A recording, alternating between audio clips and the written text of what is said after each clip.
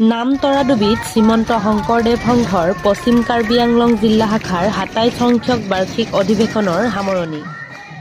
শ্ৰীমন্ত শংকৰদেৱ সংঘৰ পশ্চিম কাৰ্বি আংলং জিলা শাখাৰ উদ্যোগত আৰু নাম তৰাডুবি মণ্ডলৰ আতিথ্যত যোৱা ২৬ জানুৱাৰীৰ পৰা দুদিনীয়া বৰ্ণাঢ্য কাৰ্যসূচীৰে অনুষ্ঠিত কৰা শ্ৰীমন্ত শংকৰদেৱ সংঘৰ পশ্চিম কাৰ্বি আংলং জিলা শাখা ২৭ সংখ্যক বাৰ্ষিক অধিৱেশন ভাগ পশ্চিম কাৰ্বি আংলং জিলাৰ অন্তৰ্গত নাম তৰাডুবিৰ জোঙাল বলহু সমন্বয় ক্ষেত্ৰত সামৰণি পৰিছে। কাৰ্যসূচী অনুসৰি ২৬ জানুৱাৰীত পৰিৱেশ নিকাকৰণ, প্ৰাক প্ৰসংগ আদৰণি সমিতিৰ কাৰ্যালয় তোৰণ উন্মোচন, আদৰণি সমিতিৰ বৈঠক, মূল তোৰণ উন্মোচন, সেৱা বাহিনীৰ শিবিৰ উন্মোচন, ভোজনালয় তোৰণ উন্মোচন, বৃক্ষৰোপণ, প্ৰতিনিধি সভাকক্ষৰ তোৰণ উন্মোচন, মূল মঞ্চৰ তোৰণ উন্মোচন, নাম প্ৰসংগ শিশু আইমাতৃ কল্যাণ শাখা সমিতিৰ সাধাৰণ পৰিষদৰ বৈঠক, সাহিত্য সংস্কৃতিৰ শাখা সমিতিৰ যুটীয়া মুকলি সভা, জিলাৰ সেৱা বাহিনীৰ সাধাৰণ পৰিষদৰ বৈঠক, সংস্কৃতি সমাৰোহ, প্ৰতিনিধি সভা, পৰিৱেশ নিকাকৰণ, প্ৰাক প্ৰসংগ ধৰ্মধ্বজা উত্তোলন, ভাগৱতসহ সাংস্কৃতিক শোভাযাত্ৰা, নাম প্ৰসংগ আৰু ২৬ জানুৱাৰীত মুকলি সভাখন মঞ্চত অনুষ্ঠিত কৰা হয়। সভাত সভাপতিত্ব কৰে শ্ৰীমন্ত শংকৰদেৱ সংঘৰ পশ্চিম কাৰ্বি আংলং জিলা শাখাৰ সভাপতি অম্বিৰাম দাৰফাঙে।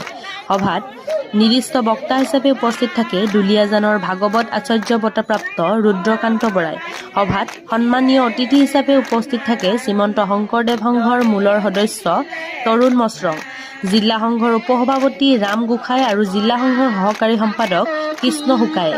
সভাত বিশিষ্ট অতিথি হিচাপে উপস্থিত থাকে শ্ৰীমন্ত শংকৰদেৱ সংঘৰ পশ্চিম কাৰ্বি আংলং জিলা শাখাৰ প্ৰাক্তন সভাপতি ক্ৰমে শচীন্দ্ৰ লৰম, ডিম্বেশ্বৰ বৰা, প্ৰাক্তন মূলৰ সদস্য ৰাজেন ডেকা ৰজা, প্ৰচাৰ শাখাৰ সভাপতি কনসিং কোঁৱৰ আৰু প্ৰাক্তন কেন্দ্ৰীয় সদস্য কল্পনা দেৱী বৰদলৈয়ে। জিলা সংঘৰ সম্পাদক পুতুল বৰাই উদ্বোধন কৰা সভাত সুদূৰ দুলীয়াজানৰ পৰা অহা এক শৰণ হৰিনাম ধৰ্মৰ প্ৰচাৰক, গুৰুজনাৰ একনিষ্ঠ সেৱক, ভাগৱত আচাৰ্য বঁটা প্ৰাপক শ্ৰীমন্ত শংকৰদেৱ সংঘৰ একান্ত সংগী ৰুদ্ৰকান্ত বৰা বাপে নিৰ্দিষ্ট বক্তাৰ ভাষণ প্ৰদান কৰি নাম তৰাডুবি অঞ্চলটো দ্বিতীয় বৈকুণ্ঠপুৰীত পৰিণত কৰি তুলিছিল। পশ্চিম কাৰ্বি আংলঙৰ পৰা নাৰায়ণ বৰুৱাৰ ৰিপৰ্ট, আছাম ডেইলী লাইভ। আপোনাৰ খবৰ আশীৰ্বাদত, আপোনাৰ খবৰ আদেশ, আপোনাৰ খবৰ নিমন্ত্ৰণ ক্ৰমে আমি সুদূৰ দুলীয়াজানৰ পৰা আহি কালি ৰাতি ৩টা বজাত আহি পালোহি।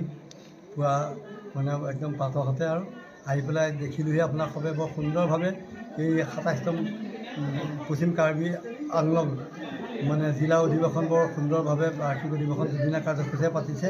আৰু ইয়াত ভকতসকলৰ যি মৰম চেনেহ, যি ভক্তি, যি সৌহৃদতা দেখিবলৈ আমি পৰম কৃতাৰ্থ হৈছোঁ আৰু বৰ ভাল লাগিছে। আৰু সকলো জানেই এতিয়া ২৭তম বাৰ্ষিক অধিৱেশন তেতিয়া সকলো গুৰু ধৰ্মৰ বিষয়ে জানে, যিহেতু শ্ৰীমন্ত শংকৰদেৱ সংঘৰ সকলোবোৰ সংগী আৰু আমি তাত কথা পাতি সভাপতি বাপে বৰ ধুনীয়াকৈ সভাপতি পৰিচালনা কৰিলে, আমাক যথেষ্ট সময় দিলে। ধুনীয়াকৈ আমি ভাগৱতৰ আইসকলৰ বিষয়ে, বাপসকলৰ গুৰু ধৰ্মৰ বিষয়ে, স্থানীয় ৰাইজসকলে কৰ্মকাণ্ড এৰি কেনেকৈ শংকৰদেৱৰ আদেশক্ৰমে উপদেশক্ৰমে কৃষ্ণক শৰণ গ্ৰহণ কৰি আৰু যি মনুষ্য জন্ম সাৰ্থক কৰিবৰ কাৰণে যিখিনি উপদেশ ভাগৱত আছে সেইখিনি আমি প্ৰদান কৰা হ'ল। আৰু যুৱক যুৱতীসকলৰ বিষয়ে কোৱা হ'ল, সেৱা বাহিনীৰ বিষয়ে কোৱা হ'ল, আইসকলৰ যি ভক্তি ৰন্ধন প্ৰকৰণৰ পৰা আদি কৰি কেনেকৈ বাপসকল সুন্দৰভাৱে থাকিব আদি কৰি সমস্ত কথা অতি কম সময়ৰ ভিতৰত ২ ঘণ্টা সময়ৰ ভিতৰত সকলোবোৰ দিয়া হৈছে। ভাগৱত ব্যাখ্যা নিৰ্দিষ্ট বক্তাৰ ভাষণ বুলি নহয় আৰু ভকতে আজ্ঞা দিয়া, সভাপতি পৰা সময় দিয়াৰ কাৰণে কৈছোঁ। ইয়াত আমাৰ অনেক অপৰাধো পৰে, সমস্ত অপৰাধ নিৰীক্ষণৰ কাৰণে আমি ভকতসকলৰ চৰণত সেৱা জনাই পেলাই আমাৰ ভাষণ সামৰিছোঁ আৰু আপোনাৰ আগত আমি ইয়াকে অতি থুলমূলকৈ অৱগত কৰিছোঁ। কৃষ্ণ।